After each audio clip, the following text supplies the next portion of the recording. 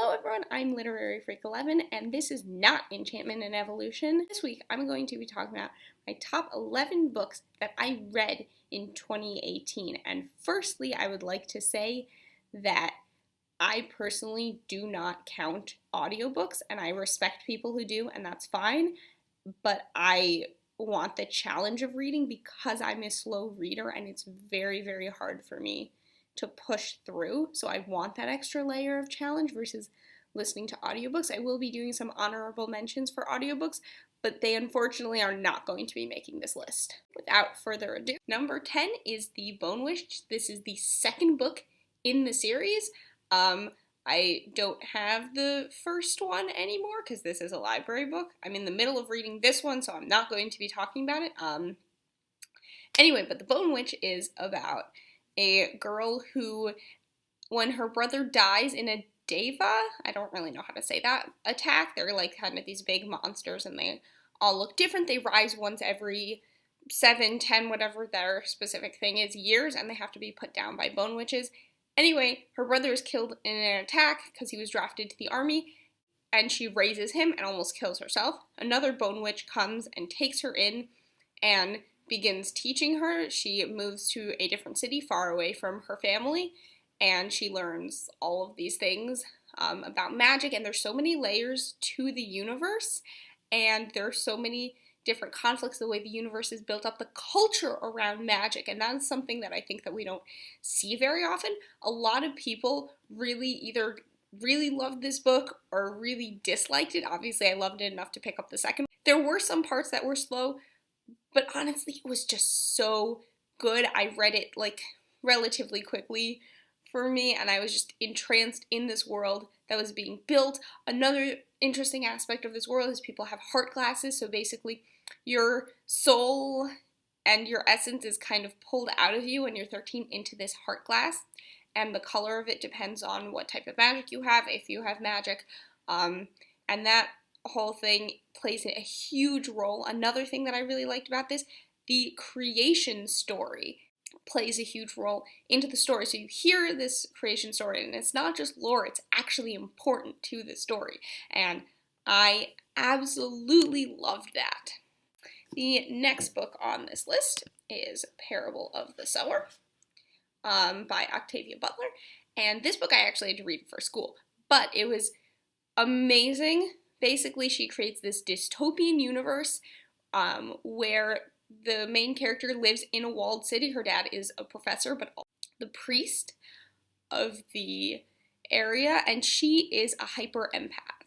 So she feels people's pain and pleasure, which is something that she has to hide because attacks on their little walled city are frequent. People like get over the wall. I mean, it's not a city, it's like a cul-de-sac basically, and there are a bunch of these all over the place, but violence is rising and there's just so much conflict. There's also a like racial aspect to it, which is very interesting for the time that Octavia Butler was writing this, but also because minorities tend to be affected by violence in times of crisis.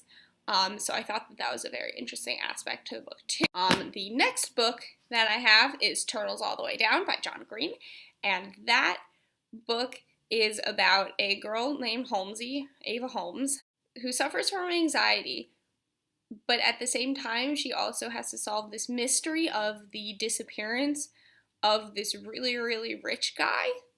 But really the story is kind of about her and her mental struggle, but it also has this interesting aspect of her best friend trying to break her out of this environment, and it's introspective and it's well written, and I absolutely loved it. The next book in my list is Library of Souls, the third installment in the Miss Peregrine series, and this was so good. I'm gonna try not to do spoilers, but it developed the universe in a new way. It fleshed everything out, and it was just a thrilling conclusion. I want you to know that the main relationship in this book, in this series, I didn't like it until this book. I was like, I do not care about you as a couple, and then this book happened, and I was like, okay, I love you. There's sacrifice, there's adventure, there's really just everything. I learned so much more about this universe, and, you know, the bad sides and the good sides, and really it's just a stunning conclusion, and I absolutely loved it. Next book that I also only have the second one of because this is from the library. So this and is going to be paired with the first series because I did actually finish this one. This is the second one. The first one is called All Rights Reserved, and it is about a universe where you have to pay per word and communicative gesture.